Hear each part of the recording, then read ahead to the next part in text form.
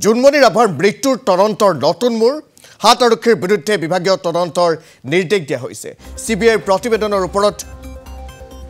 ভিত্তি কৰি ইতিমধ্যে তদন্ত হ'ব তদন্তত গাফিলতি তথ্য প্ৰমাণ নষ্ট কৰাৰ অভিযোগ তদানীন্তন জখলাবন্ধাৰ ওসি পৱন কলিতাৰ বিৰুদ্ধে তদন্তৰ নিৰ্দেশ দিয়া হৈছে হৈবৰগাঁও আৰক্ষী চকীৰ আইসি আভাজ্যোতি ৰাভাৰ বিৰুদ্ধেও এই নিৰ্দেশ দিয়া হৈছে ইয়াৰ উপৰি তদন্তৰ নিৰ্দেশ দিয়া হৈছে নগাঁৱৰ টিএসআই উৎপল বৈশ্য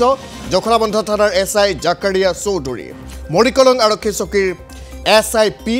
মনোজ বৰুৱাৰ বিৰুদ্ধেও তদন্তৰ নিৰ্দেশ দিয়া হৈছে ইউবি কনষ্টেবল ৰেব বনিয়া মজিবুৰ ৰহমানৰ বিৰুদ্ধেও তদন্তৰ নিৰ্দেশ দিয়া হৈছে জালনোট নকল খুৰৰ নেক্সাছত জড়িতৰ অভিযোগৰ তদন্ত হ'ব তদন্তত দোষী সাব্যস্ত হলে সন্মুখীন হ'ব শাস্তিৰ এই নিৰ্দেশৰ পাছত নকল খুন জালনোটক লৈ আৰক্ষী মহলত জোকাৰণিৰ সৃষ্টি হৈছে পুনৰ উল্লেখ কৰিছোঁ সাত আৰক্ষী বিষয়াৰ বিৰুদ্ধে তদন্তৰ নিৰ্দেশ দিয়া হৈছে আৰু কোন কেইগৰাকী আৰক্ষী বিষয়া আছে কনষ্টেবল আছে আপোনালোকক এই মুহূৰ্তত জনাইছোঁ এটা ব্ৰেকিং জনাইছোঁ প্ৰয়াত এসআই জুনমণি ৰাভাৰ মৃত্যুৰ তদন্তৰ এটা নতুন মূৰ হাত আৰক্ষীৰ বিৰুদ্ধে বিভাগীয় তদন্তৰ নিৰ্দেশ দিয়া হৈছে সিবিআইৰ প্ৰতিবেদনৰ ওপৰত ভিত্তি কৰি তদন্তৰ নিৰ্দেশ দিয়া হৈছে তদন্তত গাফিলতি তথ্য প্ৰমাণ নষ্ট কৰাৰ অভিযোগ তদানীন্তন জখলাবন্ধাৰ ওসি পৱন কলিতাৰ বিৰুদ্ধে তদন্তৰ নিৰ্দেশ দিয়া হৈছে হৈবৰগাঁও আৰক্ষী চকীৰ আইসি আভাজ্যোতি ৰাভাৰ বিৰুদ্ধেও এই নিৰ্দেশ দিয়া হৈছে ইয়াৰ উপৰি তদন্তৰ নিৰ্দেশ দিয়া হৈছে নগাঁৱৰ টিএসআই উৎপল বৈশ্য জখলাবন্ধা থানাৰ এসআই জাকাৰিয়া চৌধুৰী মৰিকলং আৰক্ষী চকীৰ এসআইপি মনোজ বৰুৱাৰ বিৰুদ্ধেও তদন্তৰ নিৰ্দেশ দিয়া হৈছে ইউবি কনষ্টেবল ৰেব বনিয়া মজিবুৰ ৰহমানৰ বিৰুদ্ধেও তদন্তৰ নিৰ্দেশ দিয়া হৈছে জালনোট নকল খুনৰ নেক্সাছত জড়িতৰ অভিযোগত তদন্ত হ'ব তদন্তত দোষী সাব্যস্ত হলে সন্মুখীন হ'ব শাস্তিৰ পোনপটীয়া সম্প্ৰচাৰত উপস্থিত আছে নগাঁৱৰ ব্যুৰ কৃষ্ণ শইকীয়া কৃষ্ণ আপোনাৰ সৈতে সংযুক্ত হৈছোঁ হাত আৰক্ষীৰ বিৰুদ্ধে তদন্তৰ যেহেতু নিৰ্দেশ দিয়া হৈছে সবিশেষ তথ্যখিনি আপোনাৰ পৰা জানি ল'ব বিচাৰিছোঁ কেনেধৰণে তদন্ত প্ৰক্ৰিয়া আগবাঢ়িব আৰু যদিহে দোষী সাব্যস্ত হয় তেতিয়া শাস্তিৰ সন্মুখীন হ'ব এই আৰক্ষীসকল সবিশেষ তথ্যখিনি আপোনাৰ পৰা জানি ল'ব বিচাৰিছোঁ চাওক পাৰ্থ যেহেতু প্ৰায় এটা বছৰ পাৰ হ'ল জুনমণি ৰাভাৰ সেই মৃত্যুৰ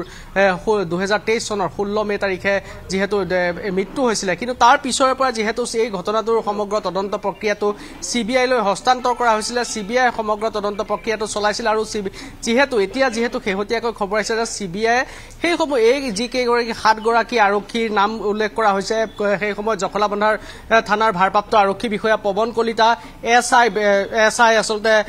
জাকাৰিয়া চৌধুৰী আৰু সেই সময়ত জুনমণি ৰাভাৰ মৃত্যুৰ সৈতে নাম সাঙুৰ খাই পৰা হৈবৰগাঁও আৰক্ষী চকীৰ ভাৰপ্ৰাপ্ত বিষয়া আভাজ্যোতি ৰাভা আৰু নগাঁৱৰ টিএসআই বৰ্তমানৰ টিএসআই উৎপল বৈশ্য আৰু মৰিকলং আৰক্ষী চকীৰ সেই সময়ত আচলতে SIP sub inspector provisionary Manoj Barua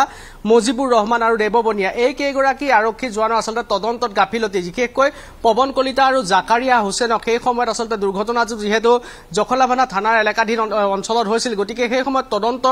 তদন্তত গাফিলতি কৰাৰ কথা উল্লেখ কৰিছিল আৰু সিবিআই যিহেতু এই সমূহ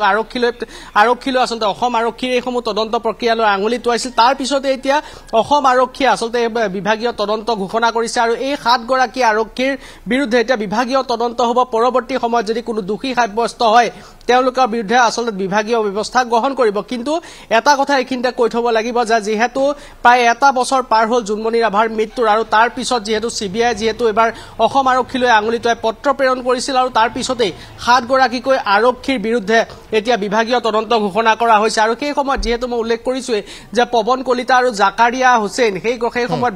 জখলাবন্ধা থানাত আছিল প্ৰথম যেহেতু জাকাৰিয়া হুছেইন দুৰ্ঘটনাস্থলীলৈ গৈছিল আৰু মৃতদেহ উলিওৱা সময়তো জাকাৰিয়া হুছেইন আছিল আৰু তেওঁলোকে আচলতে আৰু সিবিআই যেহেতু পত্ৰ প্ৰেৰণ কৰিছে গতিকে তেওঁলোকে সেই সময়ত কৰিবলগীয়া যিসমূহ তদন্ত সেই তদন্তসমূহত হয়তো সিবিআই গাফিলতি দেখা পাইছিল আনহাতে আৰু এটা খবৰ আছে যে যেহেতু তথ্য প্ৰমাণ নষ্ট কৰাৰো এক খবৰ আহি পৰিছিল সিবিআই হাতত আৰু সেই কথা সিবিআই জানিছিল আৰু সিবিআই পত্ৰটো সেই কথা উল্লেখ আছে গতিকে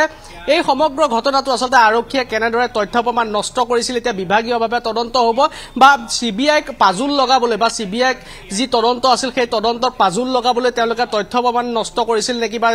এভিডেন্স টেম্পাৰিং কৰিছিল নেকি সেইসমূহ বিষয়টোৰ ওপৰত আচলতে পৰীক্ষা চলিব বা বিভাগীয় তদন্ত হ'ব কিন্তু CBI যেহেতু অসম আৰক্ষীলৈ এবাৰ আঙুলি তোৱাইছে 7 গৰাকীকৈ লোকৰ ওপৰত আৰক্ষীৰ ওপৰত বিভাগীয় তদন্ত ঘোষণা কৰিবলগীয়া হৈছে গতিকে অসম আৰক্ষীৰ বাবে এক লজ্জাজনক খবৰ কাৰণ এগৰাকী সতীৰ্থৰ মৃত্যুৰ যদি তথ্য প্ৰমাণ সঁচাকৈ লুকুৱাইছে তেওঁলোকৰ যদি আচলতে মৃত্যুৰ সময়ত যি তদন্ত কৰিব লাগিছিলে সেই তদন্ত যদি পুংখানুপুংখভাৱে জখলা বন্ধাৰ সেই সময়ত ভাৰপ্ৰাপ্ত আৰক্ষী বিষয়া আৰু SI গৰাকীয়ে কৰা নাছিলে গতিকে ইয়াত কি চক্ৰান্ত আছিল বা কি কাৰণে তেওঁলোকে কৰা নাছিল কি কাৰণে গাফিলতি ৰৈ গৈছিল গতিকে তেওঁলোকৰে যেহেতু এগৰাকী সহকৰ্মী মৃত্যু হৈছে গতিকে আন যেহেতু সহকৰ্মী মৃত্যুটো যদি তেওঁলোকে তদন্তটো সুক্ষমভাৱে বিশ্লেষণ কৰি সম্পূৰ্ণ তদন্ত প্ৰক্ৰিয়া দুটা বিষয় ৰাইজে জানিব বিচাৰিছে হয়তো জানিব বিচাৰিব ৰাইজৰ মনত প্ৰশ্নৰ উদ্ৰেক ঘটিব এটা কথাটো হৈছে এই 7 আৰক্ষীৰ বিৰুদ্ধে যেহেতু তদন্ত কৰাৰ নিৰ্দেশ দিয়া হৈছে প্ৰথম হৈছে দুৰ্ঘটনাটো সম্পৰ্কীয় কোনো তথ্য লুকুৱাবলৈ চেষ্টা কৰা নে দ্বিতীয়তে নকল সুদৰ যি এখন বৃহৎ সিন্ডিকেট চলিছিল লখিমপুৰৰ পৰা জুনমনি ৰাভাৰ দুৰ্ঘটনাৰ পাছত এই সিন্ডিকেট চক্ৰটোৰ বিৰুদ্ধে যেহেতু অভিযান চলোৱা হৈছিল আৰু কেনেধৰণে বিশেষকৈ লখিমপুৰ বা উত্তৰ অসমত নকল সুদৰ ব্যৱসায়টো বৃদ্ধি পাইছিল সেই সন্দৰ্ভত এটা তদন্ত প্ৰক্ৰিয়া আগবাঢ়িছিল কেইবাটাও গোচৰ ৰুজু কৰা হৈছিল এটা কথাটো হৈছে এই 7 আৰক্ষী বিষয়াৰ বিৰুদ্ধে দুৰ্ঘটনাটো সম্পৰ্কীয় তথ্য নে সোণৰ অৰ্থাৎ নকল সোণৰ সিন্ডিকেটৰ কিবা তথ্য লুকুৱাৰ চেষ্টা কৰাৰ অভিযোগত তদন্ত আগবঢ়া হ'ব কোনটো বিষয় চাও পাৰ্থ দুয়োটা বিষয় আপুনি যি দুটা বিষয়ে উল্লেখ কৰিছে সেই দুয়োটা বিষয়তে ইতিমধ্যে CBI যেহেতু পত্ৰ প্ৰেৰণ কৰিছিল আৰু আঙুলি তোৱাইছিল সেই দুয়োটা বিষয় মই ক'ব বিচাৰিম যে সেই সময়ত জুনমনি ৰাভাৰ মৃত্যুৰ সময়ত যেহেতু তদন্তত গাফিলতি কৰাৰ বাবে পৱন কলিতা আৰু SI জাকাৰিয়া হুছেইনলৈ ইতিমধ্যে জাকাৰিয়া হুছেইনৰ ওপৰত বিভাগীয় ব্যৱস্থা গ্ৰহণ কৰা হৈছে আনহাতে নকল সোণৰ যিটো নেক্সাছ আছিলে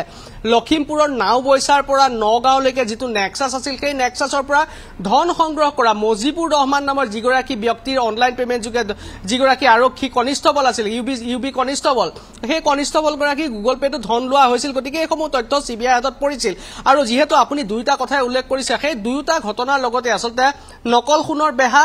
আৰু জুনমনি ৰাভাৰ মৃত্যুৰ সময় সেই তথ্য প্ৰমাণ নষ্ট বা তদন্তত গাফিলতি এই দুয়োটাই আচলতে জড়িত হৈ আছে কিয়নো যেহেতু পৱন কলিতা আৰু জাকাৰিয়া হুছেইনৰ বিৰুদ্ধে যিটো আছে আচলতে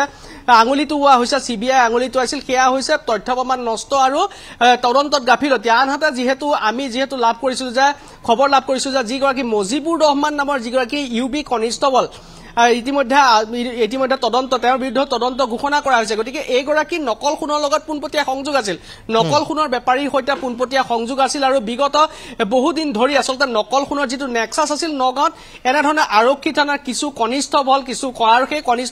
কনিষ্টবলসমূহ প্ৰথমতে টাৰ্গেট কৰে নকল সোণৰ নেক্সাছবোৰক আৰু কনিষ্টবলৰ দ্বাৰাই আচলতে উচ্চপদস্থ বিষয়ালৈকে এই নেক্সাছটোত জড়িত হৈ পৰে গতিকে যি দুটা কথা উল্লেখ কৰিছে যে তদন্তত গাফিলতি আৰু তথ্য প্ৰমাণ নষ্ট আৰু নকল সোণৰ বেহা এই দুয়োটা বিষয়ৰ লগতে এই আজি যিখন আচলতে বিভাগীয় তদন্তৰ যে ঘোষণা কৰা হৈছে এই দুয়োটা বিষয়ৰ লগতে জড়িত গতিকে পৰৱৰ্তী সময়ত বিভাগে কেনেধৰণে তদন্ত কৰে বা কি শাস্তি প্ৰদান কৰে কোন কেনেদৰে জড়িত হৈ আছিল সেই কথা স্পষ্ট ৰূপত ওলাব কিন্তু CBI যেহেতু অসম আৰক্ষীলৈ আঙুলি তোৱাইছে তাৰ পিছতে আচলতে বিভাগীয়ভাৱে এই 7 গৰাকী আৰক্ষীলৈ বিভাগীয় তদন্ত ঘোষণা কৰা হৈছে ইয়াৰ লগত দুয়োটা মূল ঘটনাই জড়িত হৈ আছে জুনমনি ৰাভাৰ মৃত্যুত তদন্তত গাফিলতি আৰু দ্বিতীয়টো হৈছে নকল সোণৰ নেক্সাছ এই দুয়োটা ঘটনাৰ সৈতে এই যি আচলতে 7জনৰ বিৰুদ্ধে বিভাগীয় তদন্ত ঘোষণা কৰিছে এই দুয়োটা বিষয় আচলতে জড়িত হৈ আছে পাৰ্থ ঠিক আছে ধন্যবাদ জ্ঞাপন কৰিছো সবিশেষ তথ্যখিনি জনোৱাৰ বাবে কৃষ্ণ শইকীয়া